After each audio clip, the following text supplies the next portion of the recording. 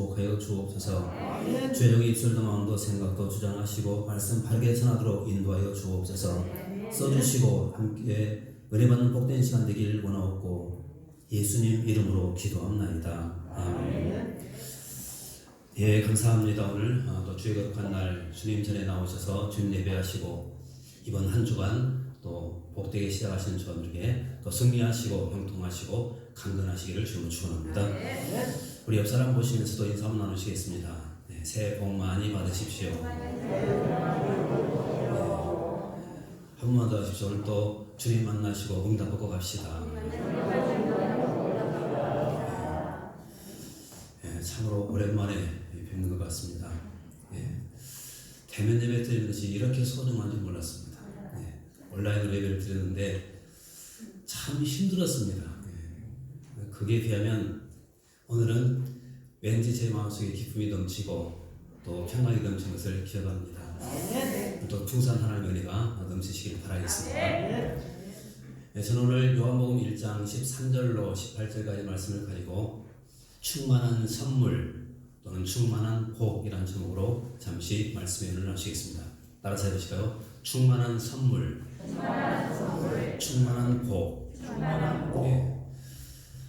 자, 하나님께서 우리에게 주고 싶어 하시는 것이 과연 뭘까요?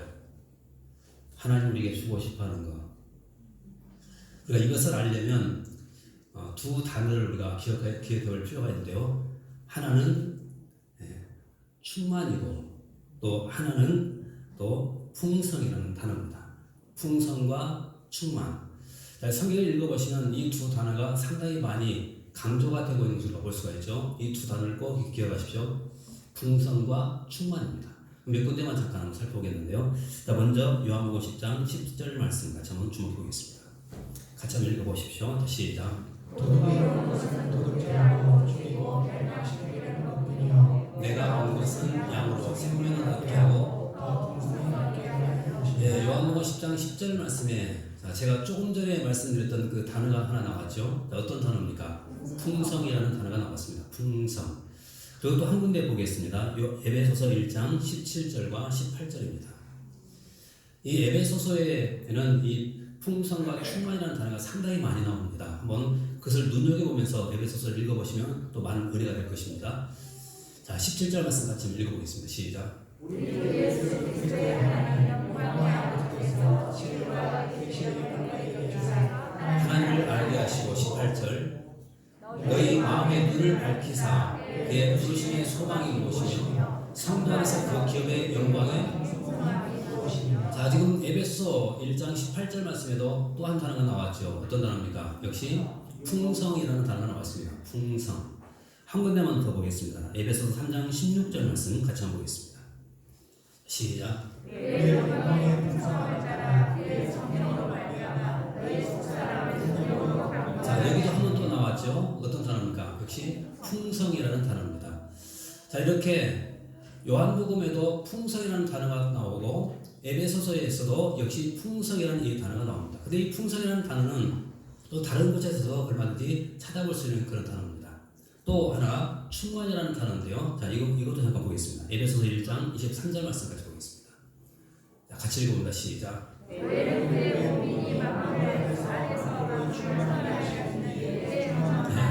자, 여기서 또 어떤 단어가 나왔습니까? 충만이라는 단어가 두 번 연거푸 나오죠. 보십시오. 자, 교회는 그의 몸이니 만물 안에서 만물을 어떻게 하시느냐? 충만하게 하시는 이의 충만합니다. 자, 충만이라는 단어가 두 번 강조됩니다. 한 군데만 더 보겠습니다. 에베소서 5장 18절입니다. 같이 읽어보겠습니다. 시작.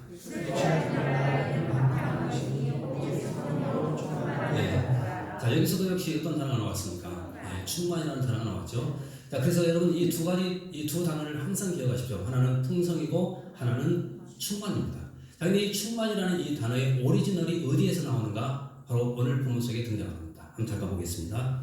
자, 14절에서부터 16절까지 말씀 같이 한번 읽어보겠습니다.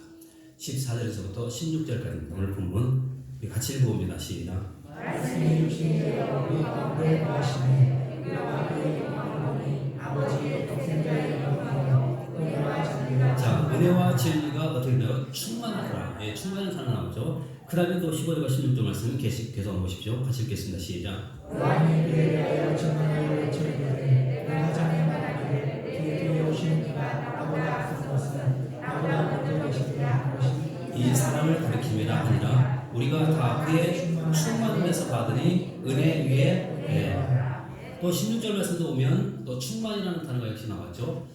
자, 그래서 여러분 이 충만 그리고 풍성 이 두 단어를 항상 기억하십시오. 자, 하나님께서 우리에게 주고 싶어하는 거 한마디로 말씀드리면 풍성하게 주고 싶어하고 또 충만하게 주고 싶어 하신다는 겁니다. 자, 그다음 도대체 뭘 풍성하게 주고 뭘 충만하게 주신다는 말씀입니까? 오늘 본문을 통해서 우리는 또 두 가지를 생각해 볼 수가 있는데요. 첫 번째는 은혜입니다. 은혜를 풍성하게 주기를 원하시고 은혜를 충만하게 주기를 간절히 원하고 계신다는 겁니다. 자, 그러면 이 은혜라는 단어가 과연 뭘까 하는 것인데요. 자, 은혜를 제가 자주 설명을 드렸죠. 어떤 의미입니까? 받을 자격이 없는 자에게 베풀어지는 하나님의 일방적인 선물, 이것을 은혜라고 제가 그렇게 말씀드렸죠. 그것이 은혜입니다. 다시 말하면 어떤 자격이 있어서 받는 것은 결코 은혜가 아니죠. 자격이 없습니다. 그런데도 불구하고 내가 무엇을 받았다는 것은 이것은 은혜라는 겁니다. 은혜. 자, 그러면 도대체 무엇이 은혜일까? 첫 번째는 구원이 은혜입니다. 자, 성경 잠깐 보십시오. 에베소서 2장 8절과 9절 말씀을 잠깐 보겠습니다. 같이 읽어봅니다. 시작. 구원을 받았으니 자, 보십시오. 자, 너희는 그 은혜에 의하여 믿음으로 말미암아 구원을 받았는데 이 구원은 너희에게서 난 것이 아니라 하나님의 선물, 하나님의 은혜다라고 말합니다. 이 선물을 다른 말로 은혜라는 그런 말로 바꿉니다. 자, 그래서 이 구원은 전적인 하나님의 은혜의 선물이었다는 겁니다. 자, 그러면 왜 하나님께서 우리에게 이 구원을 은혜로 주셨을까 하는 것인데요. 그 다음 9절 말씀 좀 잠깐 보겠습니다. 자, 같이 읽어봅니다. 시작. 자, 구원을 우리에게 은혜로 주신 거, 선물을 주신 그 이유가 뭡니까? 한마디로 말하면 자랑하지 못하게 하기 위해서입니다. 여러분, 그래서 구원은 자랑거리가 아닙니다. 하나님 앞에. 구원은 내가 하나님 앞에 은혜로 얻어진 것이기 때문에 누구든지 어떤 행위를 통해서 내가 구원받았다 이렇게 말할 수가 없는 겁니다. 바로 이것이 선물이라는 겁니다. 그런데 구원만 선물이 아닙니다. 우리의 모든 것이 다 하나님의 선물, 은혜라는 사실, 이것도 우리가 절대로 잊어서는 안 됩니다. 자, 성경 한번 보실까요? 고린도전서 15장 10절 말씀도 잠깐 주목해 보겠습니다. 고린도전서 15장 10절입니다. 같이 읽어봅니다. 시작. 그러나 내가 하나님의 은혜로 된 것이니 내게 주신 그의 은혜가 함께 하여 내가 모든 사람보다 더 많이 수고하였으나 내가 하는 것이 아니요 오직 나와 함께 하신 하나님의 은혜로라. 보십시오. 자, 그러나 내가 나 된 것은 하나님의 은혜로 된 것이다. 여기 보십시오. 지금 사도 바울의 이 고백을 잠깐 주목해 보십시오. 내가 된 것, 지금 내가 이렇게 살아가는 것도 전부가 다 뭐라 그러죠? 하나님의 은혜입니다. 이것을 고백하고 있습니다. 여러분, 그래서 우리는 구원만 하나님의 은혜라고 생각해서 믿고 아닙니다. 내가 살아가고 있는 이 모든 것, 이 자체가 바로 하나님의 은혜라는 겁니다. 그뿐만이 아닙니다. 자, 야고보서 1장 17절 말씀을 잠깐 보겠습니다. 같이 읽어봅니다. 자, 시작. 내려오나니 그는 변함도 없으시고 회전하는 그림자도 없으시냐. 보십시오. 온갖 좋은 은사와 온전한 뭡니까? 선물이 다 하나님께로부터 우리에게 주어지는 은혜의 선물이다. 은혜다. 그렇게 말합니다. 자, 그럼 생각해 보십시오. 하나님의 은혜 없이 우리가 어떻게 살 수가 있을까요? 구원도 하나님의 은혜죠. 내가 사는 것 이 자체도 하나님의 은혜죠. 내가 받고 누리는 모든 것도 다 하나님의 은혜라는 겁니다. 그런데 오늘 성경은 우리에게 뭐라고 하냐면 이렇게 말합니다. 은혜 위에 은혜가 충만하다. 그렇게 말합니다. 자, 그럼 생각해 보십시오. 다시 14절 말씀도 잠깐 주목해 보겠습니다. 14절 말씀 시작. 우리가 그의 영광을 보니 아버지의 독생자의 영광이요 은혜와 진리가 자, 보십시오. 지금 우리가 사는 모든 것도 다 은혜고 구원도 다 은혜인데 이 은혜가 충만한 분이 누구냐? 바로 예수님이십니다. 그래서 성경이 이렇게 말하죠. 말씀이 육신이 되어 우리 가운데 오신 분이 계시는데 그분이 바로 예수 그리스도입니다. 근데 보니까 그분은 영광이 충만하고 독생자의 영광이 충만하고 은혜와 진리도 충만했다. 그렇게 말합니다. 바로 예수 그리스도 그분은 은혜가 충만하신 분입니다. 바로 그래서 그분께서 우리에게 주신 것이 뭐냐면 은혜 위에 은혜라는 겁니다. 그 다음에 16절 말씀도 보십시오. 자, 시작. 은혜에 보십시오. 여러분 이 말씀은 상당히 중요한 말씀입니다. 다시 한번 주목해 보십시오. 얼마나 이 말씀이 놀라운 말씀입니까? 우리가 다 그의 충만한 데서 받으니 은혜 위에 또 뭘 줍니까? 은혜를 주십니다. 여러분 그래서 이 은혜를 가리켜 우리는 이렇게 표현하죠. 흘러 넘치는 은혜 이렇게 표현합니다. 흘러 넘치는 은혜. 자 그럼 생각해 보십시오. 우리가 인생을 살아가는데 나는 아무런 자격도 없는데도 불구하고 하나님께서 우리에게 은혜를 주시는데 흘러 넘치는 은혜를 부어주시는 겁니다. 여러분 2021년도 바로 이 흘러 넘치는 은혜가 저와 여러분의 삶 가운데 꼭 충만하게 마시기를 주님 축원합니다. 옆 사람 보시면서 고민해 주십시오. 집사님님 흘러 넘치는 은혜 속에 살아가십시다. 그 다음에 두 번째입니다. 두 번째는 또 우리에게 풍성하게 주고 싶어하는 것, 또 충만하게 주고 싶어하는 것이 뭔가? 그것이 진리라는 겁니다. 따라서 지금 진리. 첫 번째 뭘 주고 싶어 하셨습니까? 은혜입니다. 은혜. 근데 두 번째는 뭐냐면 진리를 주고 싶어 하신다는 겁니다. 자, 그러면 성경 14절 말씀도 잠깐 보겠습니다. 14절입니다. 시작. 말씀이 육신이 되어 우리 가운데 거하시며 우리 가운데 영광을 보니 아버지의 독생자의 영광이요. 은혜와 진리가 충만하다. 네, 자 14절 말씀에 보니까 예수님은 은혜와 진리가 충만하신 분, 자, 이렇게 지금 소개합니다. 그런데 17절 말씀을 잠깐 주목해 보십시오. 자, 진리라는 단어를 기억하면서 17절 한번 읽어보십시오. 같이 읽어보겠습니다. 시작. 자, 보십시오. 자, 지금 예수님은 은혜와 진리가 충만하신 분이라고 말씀했죠. 자, 그런데 17절 말씀에서 이렇게 말합니다. 율법은 누구로 말미암아 주어진 것이죠? 모세.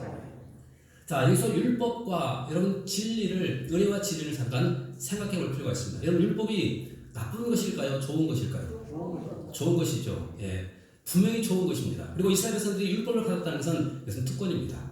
그런데 율법의 약점이 뭐냐면 율법을 우리를 구원하지 못한다는 겁니다. 이것이 율법의 약점입니다.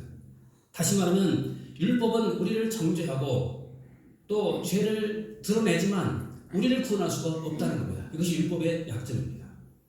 자, 그런데 예수님은 어떤 분이시라고요? 은혜와 진리가 충만하신 분이다. 지금 그렇게 말씀하고 있어요. 은혜와 진리가 충만하다. 자, 그러면 왜 은혜와 진리가 충만해야 될까? 왜 이것을 강조할까 하는 것입니다. 이 두 가지를. 자, 이런 의미입니다. 한번 생각해 보십시오. 만약에 하나님께서 우리에게 진리만을 말씀하셨다고 한다면 그럼 과연 숨 쉬면서 살 수가 있을까요? 우리는 숨 막혀서 못 삽니다. 진리만 하나님께서 말씀했다고 한다면. 여러분 어떻게 우리가 진리 가운데서 실수 없이 우리가 살아갈 수 있겠습니까? 우리는 숨 막혀서 못 삽니다. 그런데 지금 두 가지가 강조되고 있습니다. 은혜와 진리가 함께 강조가 되고 있어요. 여러분 이 두 개는 뗄래야 뗄릴 수가 없는 그런 관계입니다. 보십시오. 진리만을 강조한다고 한다면 우리는 진리여서 못 살고 또 은혜만을 강조한다고 한다면 여러분 사람이 타락하기 쉽습니다. 그래서 여러분 은혜와 진리는 항상 두 가지가 함께 어우러져 있어야 내가 균형 잡힌 신앙생활을 할 수가 있다는 겁니다. 이런 의미죠. 여러분 주께서 우리에게 먼저 주신 것이 뭐냐면 은혜입니다. 아까 말씀드렸죠. 구원도 은혜였고 내가 사는 것 자체도 은혜였고 내가 누리는 모든 것도 하나님의 은혜입니다. 여러분 이 은혜를 우리가 기억한다고 한다면 우리 마음 가운데 뭐가 있을까요? 감동과 감격이 있습니다. 이것이 은혜 받은 사람의 진짜의 모습이에요. 그런데 감동과 감격이 있는 그 사람이 여러분 그 감격 속에서 진리대로 살아가는 거 쉬울까요? 어려울까요? 이것이 쉽다는 거예요. 다시 말하면 아무런 감동도 없이 우리에게 진리만 줬다고 한다면 우리는 스트레스 받습니다. 그러나 나에게 먼저 감동을 주시고 그 감동과 감격을 가지고 진리 가운데서 살아가는 겁니다. 그래서 은혜와 진리가 함께 우리에게 나와 있습니다. 자, 그러면 왜 우리가 진리를 따라서 살아야 될까요? 그 이유는 간단하죠. 우리 예수님이 진리시기 때문에 그렇습니다. 예수님이 진리. 그래서 예수님께서는 바로 우리를 위해서 기도하실 때도 진리를 위해서 기도하셨고 우리를 가르치실 때도 역시 진리를 가르치셨습니다. 한번 성경 잠깐 보실까요? 자, 요한복음 14장 6절 말씀부터 잠깐 주목해 보겠습니다. 같이 읽어봅니다. 시작. 예수께서 이르시되 내가 원길이요 진리요 생명이니 나로 말미암지 않고는 아버지께로 찾아. 자, 보십시오. 자, 예수님이 어떤 분이라고 지금 말씀하죠? 내가 진리다. 예, 주님이 바로 진리라고 지금 말씀하고 있습니다. 진리. 자, 근데 이분께서 제자들 위해서 기도하셨는데 이렇게 기도하시죠. 자, 요한복음 17장 17절 말씀 같이 한번 보겠습니다. 같이 읽어봅니다. 시작. 자, 지금 제자들 위해서 기도하시는데 뭘 기도합니까? 진리로 저들을 거룩하게 해주십시오. 바로 이 진리를 위해서 지금 기도하고 있는 겁니다. 또 제자들을 가르쳤습니다. 어떻게 가르쳤는가? 요한복음 8장 31절 말씀 가지고 있습니다. 같이 읽어봅니다. 시작.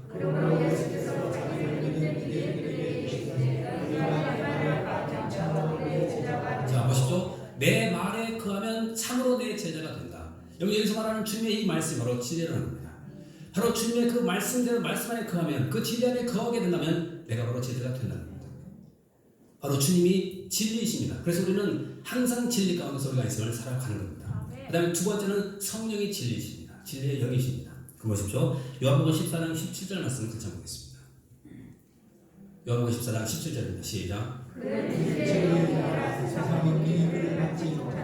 이는 그를 보지도 못하고 알지도 못함이라 그러나 너희는 그를 아나니 그는 너희와 함께 거하시며 또 너희 속에 자, 성령은 우리 안에 거하시죠. 여기 성령이 우리 안에 거하시면 그분은 어떤 영이라고 말하죠? 진리의 영입니다. 그럼 보십시오. 성령에 대한 거하신다는 그 증거가 어떻게 나와야 될까요? 진리를 행함으로 나타나야 됩니다. 그래서 여러분, 이것을 통해서 우리는 내 안에 성령이 거하시는가 그렇지 않는가 우리는 분별할 수가 있다는 거예요. 내가 진리 가운데 살고 있다고 한다면 그건 분명히 성령이 그 안에 거하신 겁니다. 그러나 내가 진리를 벗어나서 우리가 인생을 살게 된다고 하면 그 사람 안에는 성령이 있는지 없는지 의심해 볼 필요가 있다. 왜냐하면 성령은 진리의 영이시기 때문에, 그리고 예수님도 바로 진리시기 때문에 그런 것입니다. 근데 세 번째가 뭐냐면 이 진리는 우리에게 놀라운 특권을 줍니다. 그러면 그 특권이 뭔지 아십니까? 따라서 해보실까요? 자유. 이것이 특권입니다. 그럼 성경 잠깐 보십시오. 자, 요한복음 8장 32절 말씀 가지고 있습니다. 같이 읽습니다. 시작. 자, 이것이 진리의 특권입니다. 진리를 갖고 있는 사람들은 뭘 누리게 될까요? 자유를 누리게 됩니다. 한 군데 더 보십시오. 자, 36절 말씀도 보겠습니다. 시작.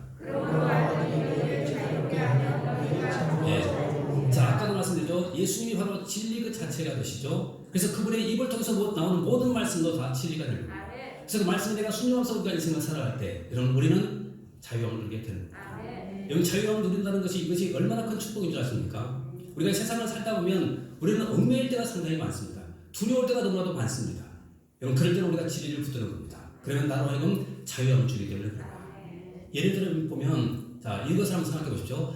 가끔 가다 보면 이런 카톡이 들어와요. 어떤 카톡이냐면, 이상한 그런 내용을 보내면서 이것을 10사람에게 보내지 않는다면, 하루 동안 보내지 않는다면 당신에게 좋지 않은 일이 일어날 겁니다. 여러분, 그 카톡을 받게 되면 여러분 기분이 좋습니까? 나쁩니까? 하루 종일 이것이 내 머릿속에 떠나지 않습니다. 보내야 되냐 말아야 되냐. 어떤 사람은 두려워서 그냥 얼른 또 10사람에게 보내요. 여러분, 바로 이것이 내가 진리에서 자유하지 못하기 때문에 그런 모습이 나오는 겁니다. 여러분, 안 보내도 전혀 상관이 없어요. 근데 진리를 아는 사람들은 그렇게 담대하게 우리가 인생을 살아갈 수가 있다는 겁니다. 근데 모르면 두려움에 떨게 되고 불안에 떨게 되고 모르면 그렇게 되는 거예요. 성경은 분명히 말합니다. 진리가 너희를 자유케 한다. 그래서 우리는 진리를 알고 진리를 붙들고 인생을 살아가는 겁니다. 바로 그래서 하나님께서 우리에게 이 두 가지 선물을 우리에게 충만히 주고 싶어하고 풍성히 주고 싶어 하신다는 겁니다. 첫 번째가 뭐였죠? 은혜입니다. 은혜를 충만히 받으십시오. 은혜 위에 은혜, 흘러넘치는 은혜를 꼭 갖고 사시기 바랍니다. 그 다음에 두 번째 뭐였죠? 진리를 충만하게 우리를 부어주고 합니다. 왜냐하면 이 진리가 나로 하여금 자유케 하기 때문에 그렇습니다. 이번 한 주간도 그리고 올 한 해도 이 두 가지 메시지를 꼭 붙들고 승리하는 한 해가 꼭 되시고 이번 한 주간 꼭 그렇게 되시길 주님 축원합니다. 기도하겠습니다. 은혜가 풍성하신 우리 아버지 감사합니다. 저희를 불러주시고 함께 주의 말씀 겸손히 나누도록 도와주셔서 감사합니다. 말씀 받아서 이 말씀 기억하고 이번 한 주간도 그리고 2021년도에도 주님의 그 은혜를 붙들고 진리를 붙들고 주님 안에서 흘러넘치는 은혜를 받으며 살게 하시고 또 주님 안에서 자유함을 누리며 복되게 살아가도록 은혜를 베풀어 주옵소서. 또 항상 우리 모든 성도들에게 더 큰 충만한 은혜를 부어주시고 형통케 하시고 강건하게 붙들어 주시고 올 한해도 승리하는 귀한 한 해가 되도록 은총 베풀어 주옵소서. 오늘도 영광 받아 주신 것 믿고 감사드리며 예수님 이름으로 기도합나이다. 아멘. 찬송 부르시겠습니다. 찬송 310장 함께 부르시겠습니다.